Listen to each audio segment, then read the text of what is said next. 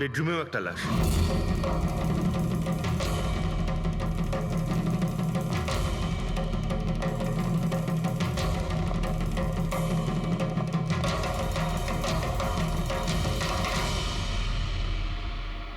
আওয়াজ শুনে হয়তো ওঠার চেষ্টা করেছিলেন আর এখানেই মেরে দিয়েছে।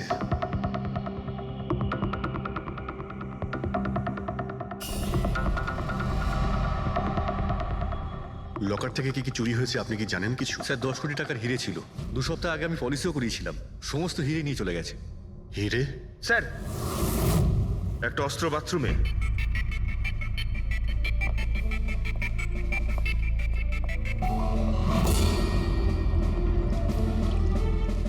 মনে হচ্ছে এইটা দিয়ে সব কটাকে মেরেছে।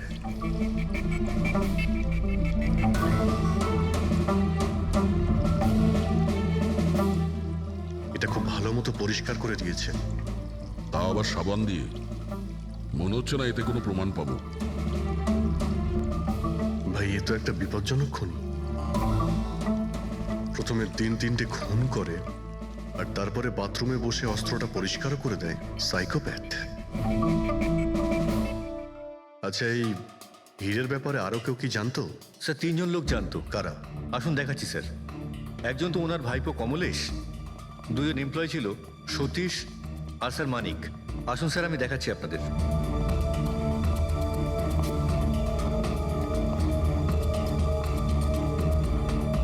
স্যার ইনি হলেন সেঠ ভাইয়ের ভাইপো কমলেশ। হ্যাঁ, আমি কমলেশ। ওনারা আমার কাকু কাকিমা ছিলেন। আর এ হলো মানিক আর ও সতীশ। হ্যাঁ স্যার, ওই হিরে পলিশ করার কাজ আমাকে আর মানিক স্যারকে দিয়েছিল। আর স্যার আমার 10 কোটি টাকার হিরে নিয়ে চলে গেল। আমি তো বরবাদ হয়ে গেলাম। কোথা থেকে আমি ফেরত পাবো বলুন? আপনি হয়তো ভুলে যাচ্ছেন 3-3টে খুন হয়েছে এখানে। ওনাদের জীবন হীরের থেকে অনেক বেশি মূল্যবান, বুঝেছেন আপনি? বাইরে গিয়ে দেখি, হয়তো কেউ কিছু দেখেছে।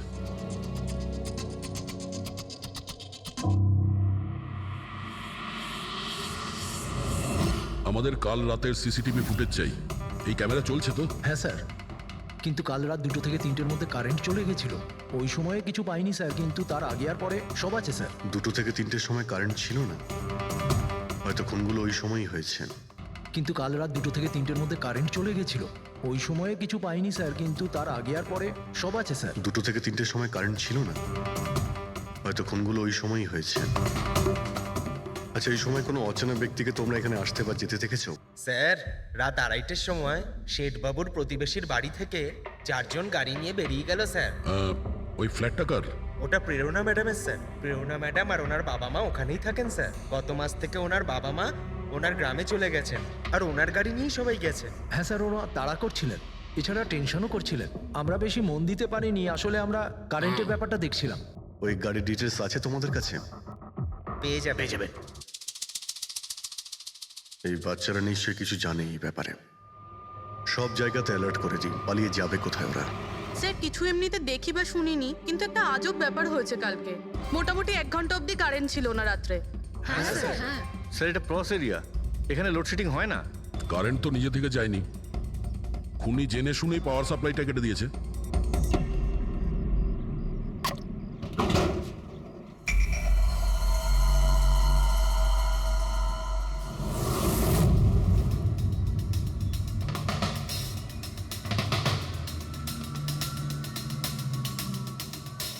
স্যার, এই দেখুন, কেউ নাড়াচাড়া তো করেছে। যেই লোকটা এই ওয়্যারটা কেটেছে সে খুব ভালো করেই জানতো এই ওয়্যারটা কাটলে পুরো এরিয়ার কারেন্ট চলে যাবে। আর পুরো সোসাইটিরও। হ্যাঁ। ঠিক আছে, থ্যাংক ইউ। পরিষ্কার, কেউ রাত্রি 2টোর সময় এই জাংশন বক্স থেকে পাওয়ার সাপ্লাই কেটে দিয়েছিল, যাতে সোসাইটির যে সিসিটিভি ক্যামেরাগুলো আছে সেগুলো অফ হয়ে যায়। তারপরে ও কম্পাউন্ডে ঢুকলো আর মিস্টার সিডের ঘরে ঢুকে গেছিল। আর প্রায় 2 থেকে 2:30টার সময় খুনটা করে, হিরেগুলো চুরি করে আর তারপর ওখান থেকে পালিয়ে যায়। আর তারপর 3টের সময় আবার কারেন্ট চলে এলো।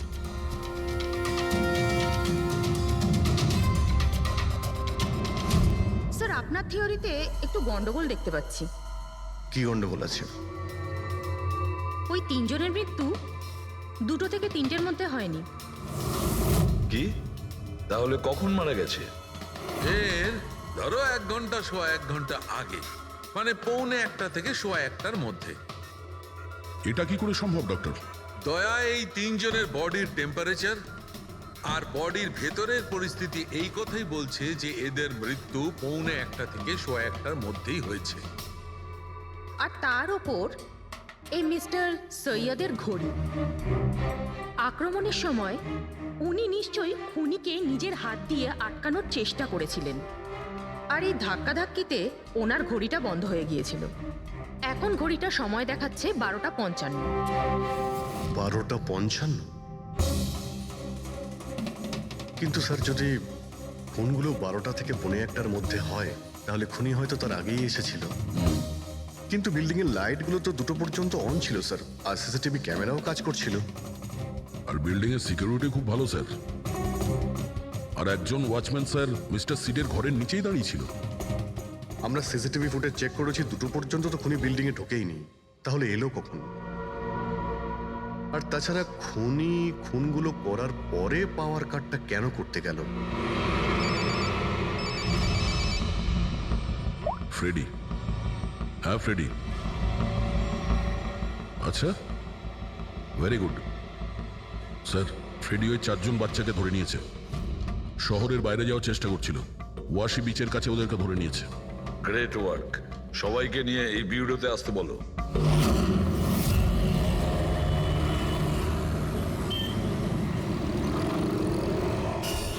ওরা আমাদের জন্য মরে গেছে। এগুলো তোমরা ওই ঈদের জন্য করেছো না? হিরে? হিরে? আপনি কোন হীরের কথা বলছেন স্যার? হীরের ব্যাপারে তোমরা কিছু জানো না? যদি নাই জেনে থাকো তাহলে মেরেছো কেন? হ্যাঁ স্যার, আমরা কাউকে মারিনি, ওই কাবারা মেরেছে স্যার। আরও আমাদের জন্যই এসেছিল, আমরাই ওকে ডেকেছিলাম স্যার। এই কাবারা আবার কে? ও একজন কুখ্যাত সিরিয়াল কিলার আর ডাকাত। এক মিনিট, এটা ওই 1940-এর কাবারা নয় তো? আরে, আমি এই ব্যাপার পড়েছি স্যার। ও শুধু লোকেদেরকে লুটতোই না স্যার, বরং তাদেরকে খুব খারাপভাবে মারতো। হ্যাঁ, উনি। আরে, ও তো মারা গেছে, বহু বছর হয়ে গেছে। তোমরা ওকে ডাকলে কি করে? আমরা একটা হিস্ট্রি প্রজেক্ট বানাচ্ছিলাম, তাই আমরা ভাবলাম যে সত্যি ডাকাতকে ডাকলে আরো ভালো হবে। তাই আমরা ওর আত্মাকে ডাকছিলাম, কিন্তু সবকিছু গন্ডগোল হয়ে গেল। যা কিছু হয়ে যাক, হাত ছাড়বি না।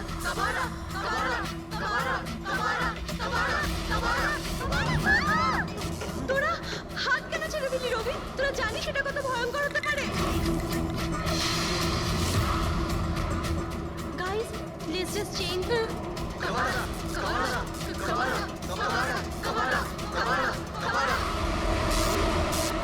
স্যার, তারপর হঠাৎ করে একটা শব্দ হলো, আর আমরা ওইদিকে তাকাতেই দেখলাম যে কাবারার ছায়া।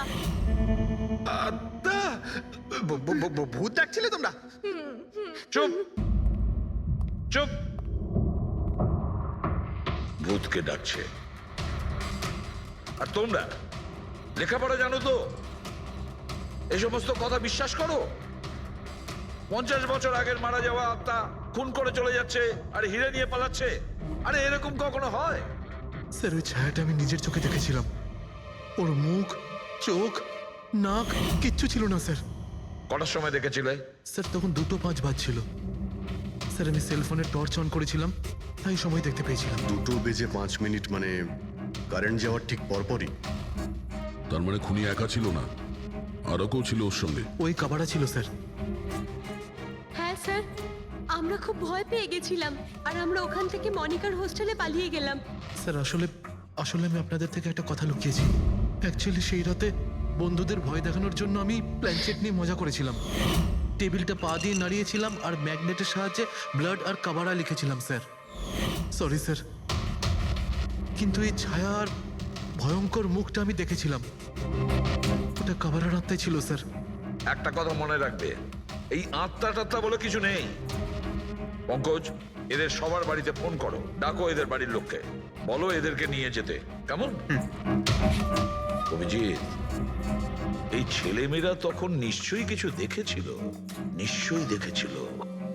আর যা কিছু দেখেছে সেটা এই 3টে হত্যার সঙ্গে জড়িত। খোঁজ নিয়ে দেখতে হবে কে সেই ছায়া মূর্তি,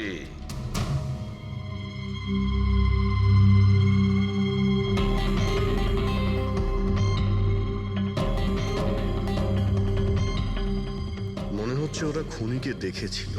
হ্যাঁ স্যার, আর খুনি হলো ওই কাবারা। আরে ভাই, ব্যালকনিতে গিয়ে দেখে আসি। কোনো না কোনো প্রমাণ নিশ্চয়ই রেখে গেছে কাবারা তোমার জন্য।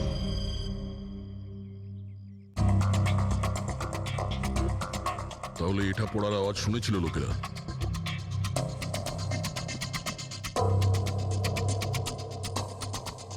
স্যার ওটা শেঠেদের ব্যালকনি। তো খুনি ওখান থেকে দৌড়ে এখানে এসেছিল, তখনই এই টপটা পড়ে গিয়ে ভেঙে গিয়েছিল। ওখানে গিয়ে দেখো তো।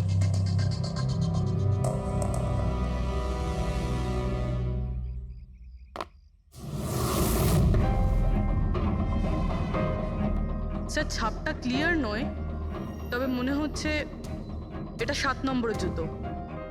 পা খুব ছোট, মনে হচ্ছে এর হাইট খুব একটা বেশি হবে না।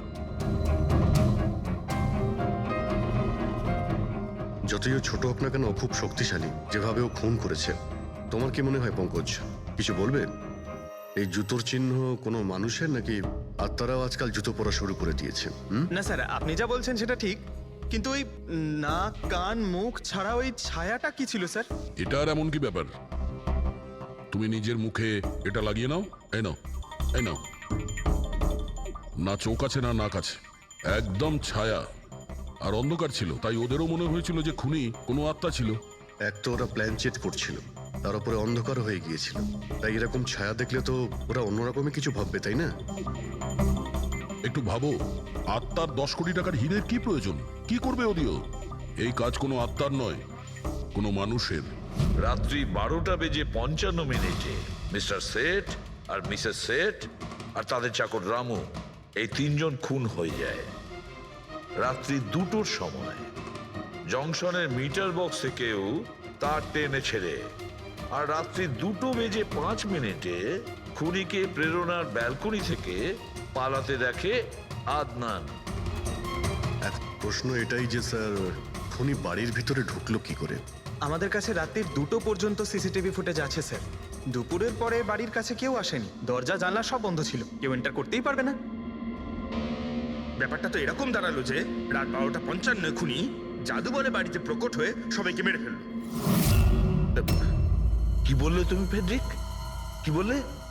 বলিনি তো আমি, মানে ফেডরিক তুমি একদম ঠিক বলেছো। খুনি এটাই করেছে, একদম ওই কাজটাই করেছে। মানে কাবারার ভূত? চুপ, কাবারার ভূত।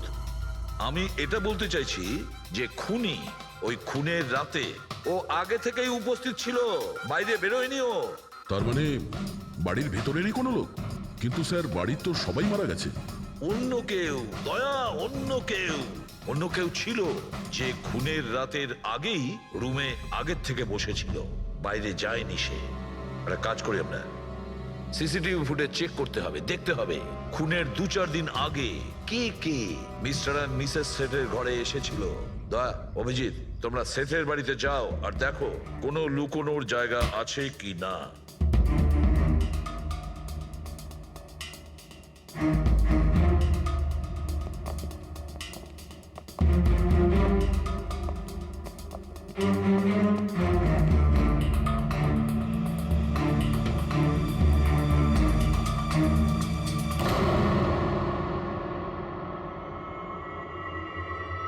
দয়া, এই পিঁপড়েগুলো দেখো উপরে যাচ্ছে।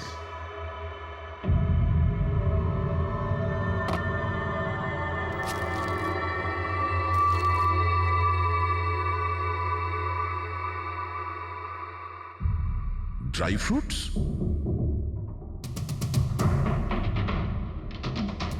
ড্রাই ফ্রুট নিয়ে ও হয়তো এখানেই লুকিয়ে বসেছিল। জায়গাটাও ভালো লুকোনোর জন্য, সুযোগের অপেক্ষায় ছিল। কিন্তু এই ঘরের মধ্যে ঢুকলো কবে?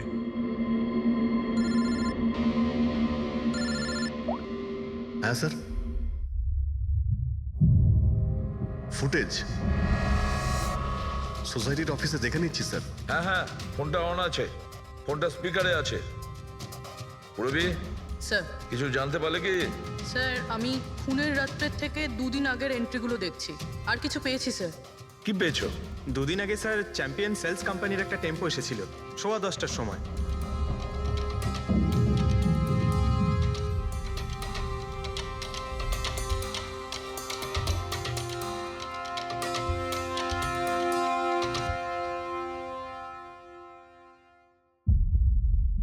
আর স্যার তার পরের দিন মানে খুন হওয়ার ঠিক একদিন আগে চ্যাম্পিয়ন সেলসের টেকনিশিয়ান মিস্টার শেঠের বাড়িতে এসেছিল, 1 ঘন্টা থেকে চলে গিয়েছিল।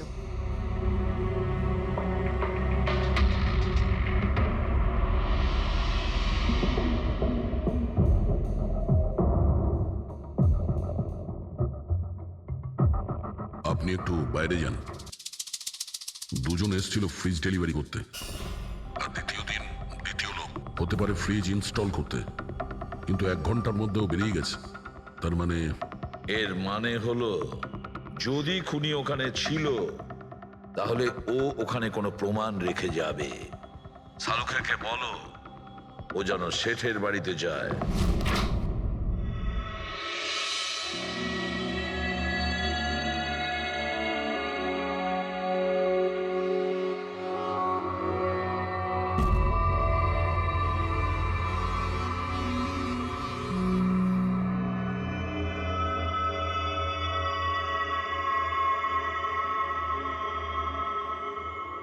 কিছু পাওয়া গেল ডক্টর?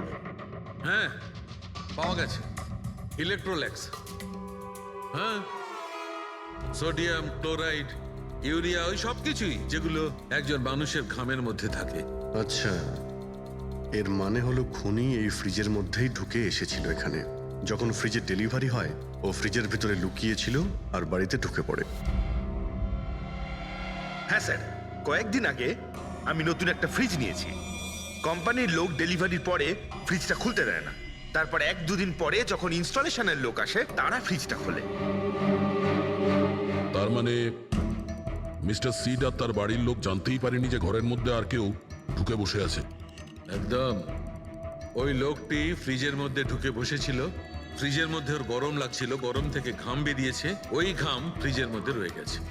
কিন্তু ডক্টর শালুখে, ফ্রিজের কার্টন তো সিল থাকে, তাহলে খুনি ভেতরে গেল কি করে আর নিঃশ্বাসই বা নিচ্ছিল কি করে?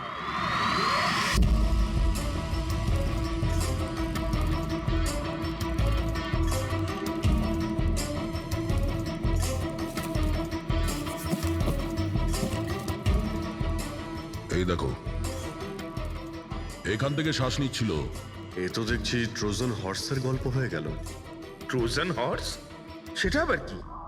ভাই, বড় একটা কাঠের ঘোড়া, কিন্তু ভিতর থেকে খালি, ফাঁপা।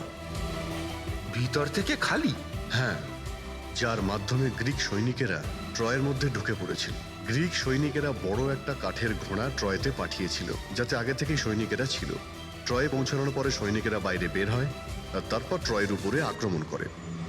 এই খুনিও একই উপায় অবলম্বন করেছিল আর সফলও হয়েছিল।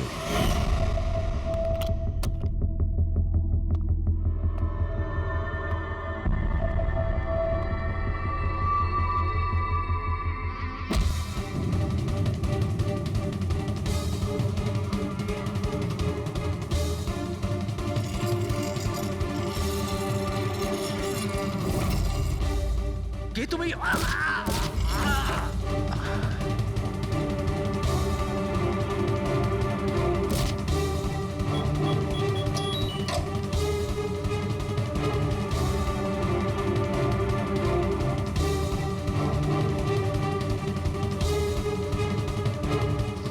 পালিয়ে যাওয়ার আগে ও নিজের হাত ধুয়েছিল, অস্ত্রটাও পরিষ্কার করেছিল, আর ঠিক 2টোর সময় ওর যে সঙ্গী নিচে ওয়েট করছিল সে পাওয়ার সুইচ অফ করে দিয়েছিল, আর অন্ধকারের সুযোগ নিয়ে ও এখান থেকে পালিয়ে গেছে।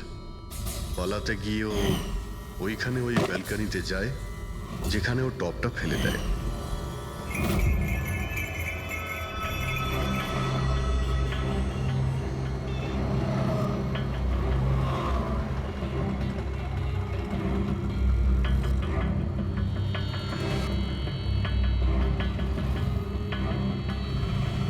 স্যার, ইনি চ্যাম্পিয়ন্স কোম্পানির ম্যানেজার।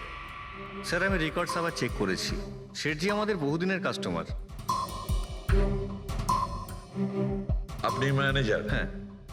আর তো তোমরা কৈলাস আর মানব, হ্যাঁ, স্যার। তোমরা ফ্রিজ ডেলিভারি করতে এসেছিলে শেঠ সাহেবের বাড়িতে, তাই তো?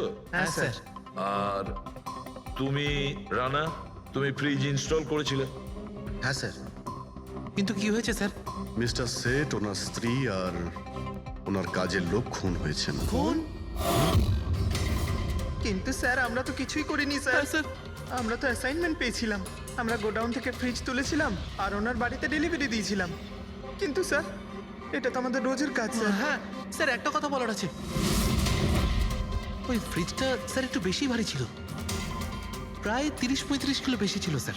হ্যাঁ স্যার, আমরা এই ব্যাপারটা নিয়ে কথাও বলছিলাম। আমরা ভাবলাম যে কোনো নতুন মডেল হবে। স্যার আমি এদের লগবুক চেক করেছি। এরা দুজনে 9টার সময় গোডাউনে পৌঁছেছিল, আর 9:30টার সময় টেম্পোতে ফ্রিজটা লোড করেছিল, আর 10:15টার সময় এরা ওই ফ্রিজটাকে মিস্টার সিডের বাড়িতে ডেলিভারি করে ওখান থেকে বেরিয়ে গেছিল। এর মধ্যে তো কেউ ফ্রিজের ভিতরে ঢুকতে পারবে না। যা কিছুই হয়েছে 9:30টার আগেই হয়েছিল স্যার। স্যার এই খুনি রাত্রেই বোধহয় ফ্রিজের মধ্যে ঢুকে বসেছিল। মিস্টার রানা, আপনি গেছিলেন ওখানে ফ্রিজ ইনস্টল করতে। ফ্রিজের প্যাকিংয়ে আপনার কোনো গন্ডগোল লেগেছিল? মানে এরকম মনে হয়েছিল কি প্যাকিংটাতে কোনো গন্ডগোল আছে? সেরকম কিছু ছিল না স্যার, প্যাকিংটা শুধু ভালো ছিল না, কার্টুন আর ভিতরে থার্মোকল পুরো ভাঙা ছিল, যেন কোনো ইঁদুর কেটেছিল। আমার একটু অদ্ভুত লেগেছিল, তাই গিয়ে ফ্রিজটা চেক করলাম। ফ্রিজ একদম পারফেক্ট ছিল স্যার, ওতে কোনো ড্যামেজ বা ফল্টও ছিল না। তাই আমি ওদেরকে এই কথাগুলো বললাম না, কারণ ওরা ফ্রিজটা ফেরত দিয়ে দিত আর আমাদের কোম্পানির নাম খারাপ হয়ে যেত। থার্মোকল ভেঙে দরজায় হয়তো ঢুকিয়ে দিয়েছিল, যাতে ও শ্বাস নিতে পারে। হ্যাঁ, এই ফ্রিজের ওজন 40 কিলোর বেশি ছিল। আর ওই জুতোর ছাপ যেটা পেয়েছি 7 নম্বরের, মানে এটাই বলতে চাইছি এই লোকটা কোনো অ্যাভারেজ হাইটের ফিটের নয়। এই জন্যই তো ফ্রিজের ভেতরেও সেট হয়ে যায়। ম্যানেজার বাবু, হ্যাঁ স্যার। মিস্টার শেঠের বাড়িতে যে ফ্রিজটা পাঠানো হয়েছিল সেম ফ্রিজ এখানে একটা আনান। ঠিক আছে স্যার। ঘেটুকে ডেকে পাঠাও।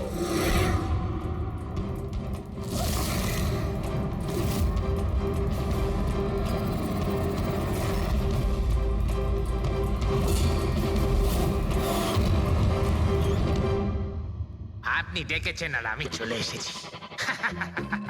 আরে বাহ, কেমন আছো ঘেটু? আরে স্যার, আরে বাবা, কি ব্যাপার, এতদিন বাদে এলে? সব ঠিকঠাক আছে তো? এখনো পর্যন্ত একদম ঠিকঠাক আছি। এখন আপনারা যখন আমাকে সিআইডিতে ডেকেই পাঠিয়েছেন, তাহলে দেখা যাক আমি আপনাদের কি কাজে লাগতে পারি। এবারে মন দিয়ে শুনুন। 3টে খুন হয়েছে, আর আমরা সন্দেহ করছি যে খুনি ওই ফ্রিজের ভেতরে বসে লুকিয়ে ঘরের ভেতরে ঢোকে, 3 জনকে খুন করে আর পালিয়ে যায়। এই ফ্রিজটার ভেতরে? হ্যাঁ, এই ফ্রিজটার ভেতরে। আর স্যার? আর তোমাকে হ্যাঁ ওইভাবেই ফ্রিজের ভেতরে যেতে হবে আর বসতে হবে। স্যার, আমাকে ফ্রিজের ভেতরে যেতে হবে? হ্যাঁ। ওই ফ্রিজের দরজাটা বন্ধ হয়ে যাবে? অবশ্যই। তোমাকে ফ্রিজের ভেতরে বসে বাইরে বেরোনোর চেষ্টা করতে হবে। কিভাবে বাইরে বেরোবে আমাদের দেখাও। কিন্তু স্যার, একটু এক গ্লাস জল পাওয়া যাবে? নিশ্চয়ই পাবে। ফ্রিজের ভেতরে যাও, ভেতরে যাও, যাও। যাচ্ছি স্যার। চল কেটু, চলে যা ফাঁসি কাটে। আজকে হয়ে গেছিস তুই বলির পাঠা। যাচ্ছি স্যার।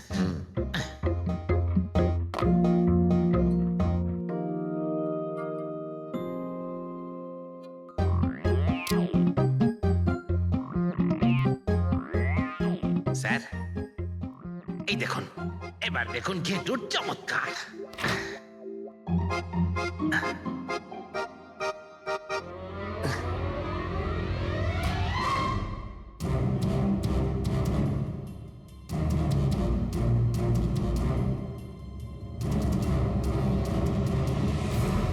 ঘেটু, ঘেটু, বাইরে বেরোনোর চেষ্টা করো। স্যার, ভেতর থেকে খুলতে পারছি না, আপনাকে হেল্প করতেই হবে। ঘেটু, ঘেটু, বাইরে বেরোনোর চেষ্টা করো। ছুরি তো তোমার কাছে আছে। ঘেটু, স্যার, স্যার আমাকে বের করো, বের করো ওকে বাইরে। মনে হচ্ছে ওর শ্বাসকষ্ট হচ্ছে। স্যার। আরে বাবা, দরজা খুলে দিলাম তো। ঘেটু, দরজা খুলে গেছে। ঘেটু, ঘেটু, স্যার, হ্যাঁ? আরে বাবা, আমার চশমা। হ্যাঁ, ওর চশমাটা দাও। এডি, ওকে কফি খাও, যাও। Thank you. আমারও তো তাই মনে হচ্ছিল, কিছু না কিছু গোলমাল তো নিশ্চয়ই আছে। সেটের বাড়ির ফ্রিজের যে কার্টুনটা আছে সেটা এত শার্প কাটা হয়েছে বাইরে থেকে, ভেতর থেকে এরকম ভাবে কেউ কাটতেই পারে না। নিশ্চয়ই কেউ বাইরে থেকে কেটেছে ওই খুনিকে বাইরে বের করার জন্য।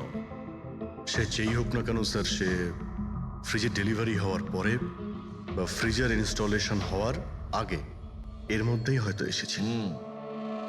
ঘেটু,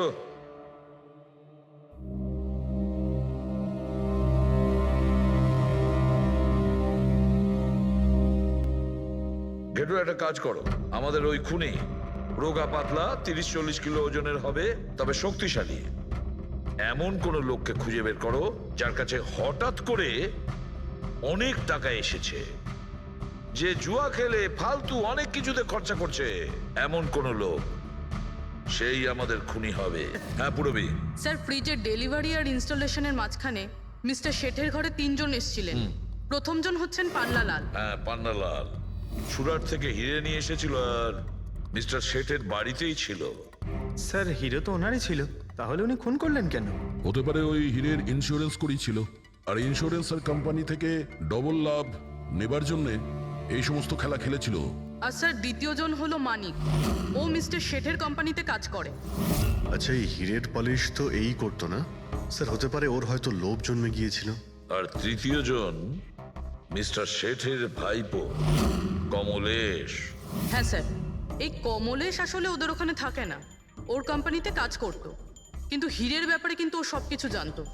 হতে পারে লোভে পড়ে ওদের সবাইকে খুন করে দিয়েছে। ঘেটু। হ্যাঁ বলো ঘেটু, বলো। স্যার, একটা লোক আছে ভিক্টর স্যার, ওর চেহারা সেম টু সেম একই রকম যেমনটা আপনারা বলেছিলেন। আর স্যার, ও খুব সহজে ফ্রিজের মধ্যে এঁটে যেতে পারে। আর স্যার, কয়েকদিন থেকে ও বেশ অদ্ভুত ধরনের কথাবার্তা বলছে, যেন যেন বড় একটা গুপ্তধনের খোঁজ পেতে চলেছে, অথবা ও যেন গুপ্তধন পেয়ে গেছে। স্যার, ও খুবই পাগল আর রকচটা ধরনের মানুষ। শুনেছি কয়েক বছর আগে ও নাকি সিরিয়াল কিলারও ছিল। স্যার, সব থেকে ইম্পর্টেন্ট কথা যেটা হলো, খুন যদি ভিক্টর করে থাকে তাহলে আমাদের হাতে বেশি সময় নেই স্যার। হয় ও দেশ ছেড়ে দিয়েছে, না হলে দেশ ছাড়ার মতলব ভাবছে। ভিক্টর তো একটা মাধ্যম, ওর পেছনে অন্য কেউ নিশ্চয়ই আছে। এই ভিক্টর দেশ ছেড়ে পালানোর চিন্তা করছে। পালিয়ে যাবে কোথায় স্যার? ওকে পালাতে দিলে তো ওর ফোনের লোকেশন থেকে জানতে পারবো কোথায় লুকিয়ে বসে আছে। অনেক পরিশ্রম করতে হয় সিআইডিতে।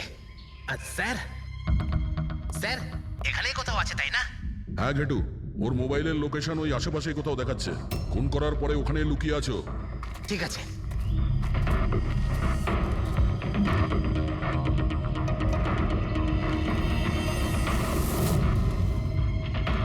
তুমি ঠিক যাচ্ছ, আরো আগে যাও।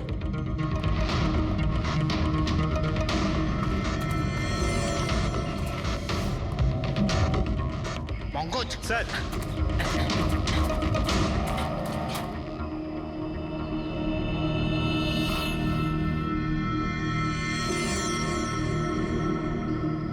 স্যার, এবার আর ওকে কেউ ধরতে পারবে না স্যার। পঙ্কজ, কি বলছো? কি হয়েছে কি? স্যার, মরে গেছে ও। হাতে একটাই প্রমাণ ছিল, এখন সেটাও গেল। কি করে মারা গেল? স্যার, মাথায় কেউ পাথর দিয়ে বা অন্য কিছু দিয়ে মেরেছে স্যার। আর আর মারা গেছে বেশ কিছু সময় হয়ে গেছে, বডি থেকে দুর্গন্ধ বেরোচ্ছে। ঠিক আছে পঙ্কজ, অ্যাম্বুলেন্স ডেকে নাও আর তোমরা ওখান থেকে বেরিয়ে যাও। ওকে স্যার, ওকে। যেই ওদের কাজ হয়ে গেছে, সাথে সাথে ওদের ব্যবস্থাও করলো আর লাশটাকে ফেলে দিল। স্যার, এই 3টে খুনের পরেই ভিক্টরের ফোনের লোকেশন ওখানেই দেখাচ্ছিল। আচ্ছা, তাহলে কে কে খুনটা করতে পারে? পান্নালাল, মানিক না কমলেশ? পান্নালাল, মানিক না হলে কমলেশ। হ্যাঁ সারুকে বলো। আচ্ছা, ঠিক আছে, থ্যাংক ইউ। ওই পান্নালাল, মানিক আর কমলেশ, ওই তিনজনকে ফরেন্সিক ল্যাবে ডাকো।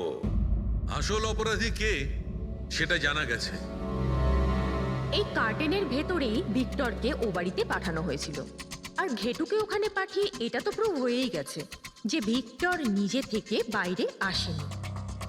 তো বোঝাই যাচ্ছে নিশ্চয়ই ওকে কেউ সাহায্য করেছিল বাইরে বেরিয়ে আর আসতে। যে ওকে সাহায্য করেছে সে এসবের মাস্টারমাইন্ড, আর সে তোমাদের তিনজনের মধ্যে কেউ একজন। এসব আপনি কি বলছেন? স্যার, স্যার আমি কিছু করিনি। আপনারা এরকম কেন বলছেন? হ্যাঁ, এক মিনিট। কেউ এই কার্টেনটাকে খুব ভালোভাবে কেটেছে, ভিক্টরকে বাইরে বার করেছে, তারপর পুনরায় একটা টেপ দিয়ে কার্টুনটাকে আটকে দিয়েছে। কিন্তু এই কার্টুনের টেপটা মারবার সময় ও নিজের আঙুলের ছাপ এই চটচটে জায়গায় রেখে যায়, যেটা এখনো ইনট্যাক্ট আছে। এই টেপটার ওই দিকে। কিন্তু স্যার, ফিঙ্গারপ্রিন্টস মিলবে কিভাবে? কার্টুনে তো টেপ লাগানো রয়েছে, আর যদি আমরা টেপটাকে ছিঁড়তে যাই তাহলে তো কার্টুনের কাগজগুলোও ছিঁড়ে যাবে। তুমি চিন্তা করো না পুরবী, ডক্টর সালুকে যখন আমাদের এখানে ডেকেছেন তো কোনো না কোনো রাস্তা তো আছেই ওনার কাছে। আছে তো, রাস্তা আছে। সারিকা, এই হেয়ার ড্রায়ারটা দিয়ে, এই হেয়ার ড্রায়ারটাকে আমরা এই টেপটার ওপর ইউজ করব। এই ড্রায়ারের গরম হাওয়াতে এই টেপটার ওপরের অ্যাডহেসিভ আঠাটা একেবারে গলে যাবে।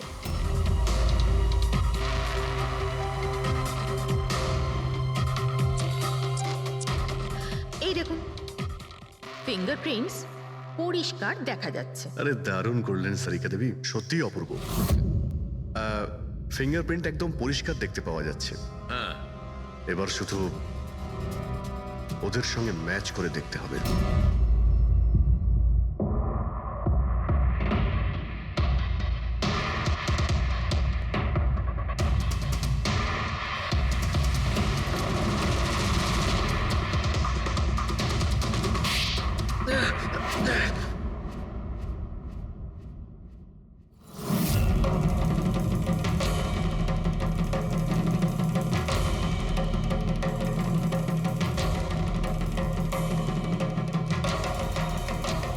কমলেশ,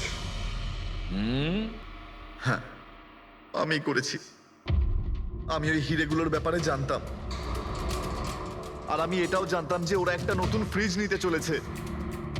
আর তখনই আমার মাথায় একটা প্ল্যান এলো। আমি ওই ফ্রিজটাকে ফ্রোজেন হর্সের মতো ইউজ করে ভিক্টরকে ওই বাড়িতে পৌঁছলাম। তারপর আমার হিরের লোভ হয়ে গেছিল। তারপরও রাতে বাড়ি এসে পৌঁছলো। তারপর সুযোগ দেখে আঙ্কেলের ফ্রিজটায় গিয়ে আমি লুকিয়ে গেছিলাম। আর তারপর ডেলিভারির পরে তুমি ওনার বাড়িতে যাও আর ভিক্টরকে ফ্রিজ থেকে বাইরে বের করো। সেই রাতে আমি কাকুর বাড়িতেই লুকিয়েছিলাম।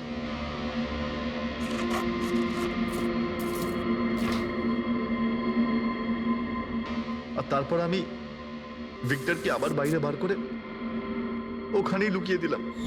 প্রায় 1.5 দিন মতো ওখানেই ছিল। বাড়ির লোক রাতে ঘুমিয়ে পড়লো, ও বাইরে বেরোলো।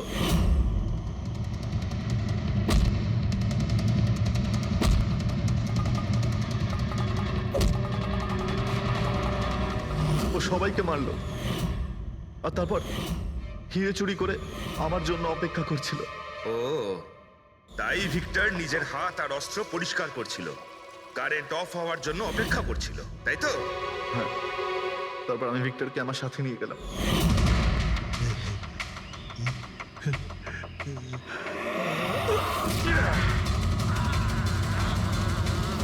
আর মারার পরে ওকে ফেলে দিলাম, যাতে আমার কাছে কেউ পৌঁছতে না পারে।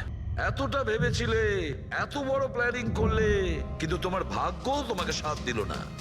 এটা ভেবে দেখোনি তুমি যেই হও সিআইডিদের হাত থেকে তুমি নিস্তার পাবে না।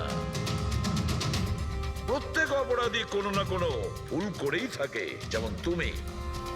নিজের ফিঙ্গারপ্রিন্ট এখানে রেখে গেছো না, ব্যাস ওটাই আমাদের কাছে যথেষ্ট ছিল। 4 খুন করেছো তুমি হিরে পাওয়ার লোভে। এবার নিজের কর্মফল ভোগ করো। কঠোর থেকে কঠোরতম শাস্তি হবে তোমার, হয়তো ফাঁসি।